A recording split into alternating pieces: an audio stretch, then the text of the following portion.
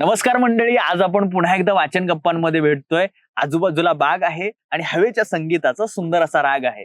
या आजच्या वाचन गप्पांमध्ये आज आपण थोडं प्रवाहासाठी, थोडं प्रवाहाविरुद्ध जायचंय. अर्थात काही मिनिटं प्रवाहाविरुद्ध भाषण करायचंय आणि त्यानंतरच्या काळामध्ये प्रवाहाविरुद्ध प्रवाहासाठी काही वाचायचंय.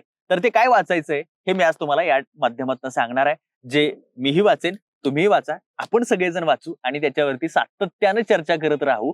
ते म्हणजे साधना प्रकाशनाचं एक नवीन पुस्तक आलंय. त्या पुस्तकाचं नाव आहे प्रवाहासाठी प्रवाहाविरुद्ध. हो, त्या पुस्तकाचा परिचय लिहित असतानाच लिहिण्यात आलंय की एका प्रवाहासाठी एका प्रवाहाविरुद्ध, कधी कधी त्याच प्रवाहासाठी त्याच प्रवाहाविरुद्ध.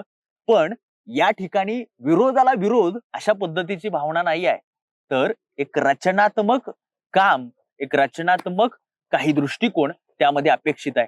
तर हा रचनात्मक दृष्टिकोन घेऊन हे रचनात्मक काम करण्यासाठी प्रवाहासाठी प्रवाहाविरुद्ध नावाचं पुस्तक, जे साधना साप्ताहिकाचे संपादक आहेत ते आदरणीय विनोदजी शिरसाट, या विनोद शिरसाट सरांचं गेल्या अनेक वर्षातले जे साप्ताहिकांमधले जे वेगवेगळ्या अंकातले जे 100 संपादकीय आहेत, त्या संपादकीयांचं हे पुस्तक आहे.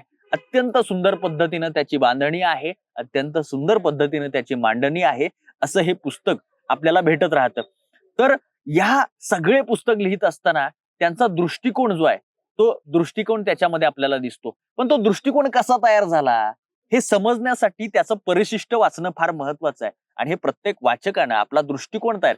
साधना साप्ताहिकाचा मध्यंतरी एक फार सुंदर असा विशेषांक आला होता, दृष्टिकोन आकाराला येईपर्यंतचं वाचन. दृष्टिकोन आकाराला येत असताना कशा पद्धतीचं वाचन होत असतं या संदर्भाने त्याच्यामध्ये वेगवेगळ्या लेखकांनी लिहिलेलं होतं. तर त्याच्यामध्ये विनोद शिरसाट सरांनी सुद्धा शेवटचा एक लेख लिहिला होता, तो सुद्धा वाचणं अत्यंत महत्वाचं आहे. अर्थात या पुस्तकाच्या परिशिष्टामध्ये आपल्याला असे मला प्रभावित केलेला सिनेमा, दृष्टिकोन आकाराला येत असतानाचं वाचन किंवा अशा पद्धतीचे काहीसे लेख आपल्याला त्याच्या परिशिष्टामध्ये वाचायला भेटतात. तर ते आपण एक वाचक म्हणून, एक जाणतं होत असताना, मोठं होत असताना, दृष्टिकोन आकाराला येत असताना आपला असणारं ते परिशिष्ट आपल्याला मार्गदर्शक ठरत राहतं. पण या सगळ्यामध्ये एक दृष्टिकोन तयार होतो आणि त्या दृष्टिकोनातून हे पुस्तक किंवा ते जे संपादकीय लेख आहेत, ते लेख लिहिले गेलेले आहेत, ते आपण सगळ्यांनी वाचले पाहिजेत. ते लेख महत्वाचे का आहेत? पहिली गोष्ट, ते लेख लिहिणाऱ्या व्यक्तीचा दृष्टिकोन समजून घेण्यासाठी महत्वाचे आहेत. ते लेख महत्वाचे का आहेत? साधना साप्ताहिकाची वेळोवेळीची भूमिका समजून घेण्यासाठी महत्वाचे आहेत. ते लेख महत्वाचे आहेत कारण वेगवेगळ्या घटना, त्या घटनांचे परिणाम, त्या घटनांमध्ये सामाजिक घडणाऱ्या घडामोडी, त्यावेळेचं सांस्कृतिक वातावरण आणि ह्या सगळ्या गोष्टी आणि एक वेगळ्या अंगानं आजूबाजूचं भोवताल समजून घेण्यासाठी आपण वाचलं पाहिजे.